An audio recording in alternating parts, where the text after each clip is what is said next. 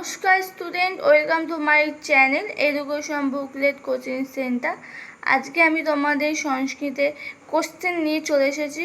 যে চ্যাপ্টার স্টোরিটা তোমাদের পড়া ছিল রত্নাকর, ওখান থেকে কিছু অনুশীলনী কোশ্চেন 4টে আমি তোমাদের তাই লিখে দিই। এটা বলেছে সংস্কৃতে অনুবাদ করো। আমি সংস্কৃত এটা লিখিয়ে দিয়েছি। এখন মানে সংস্কৃত দেবনাগরী অক্ষরে মানে বাংলায় লেখা, কিন্তু উচ্চারণটা সংস্কৃত। এরকম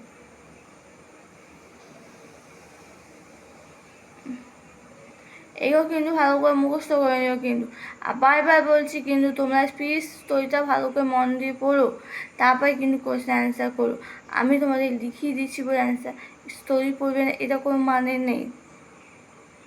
আর তোমাদের কিছু অসুবিধা প্লিজ আমাকে কমেন্ট বক্স করো, না কিন্তু আমি বুঝতে পারবো না তোমাদের কী অসুবিধা হচ্ছে, কী সুবিধা হচ্ছে।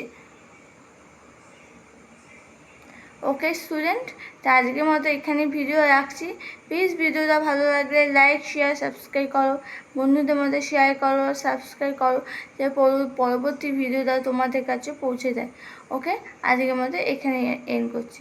বাই, আবার পরে কাল দেখা হবে।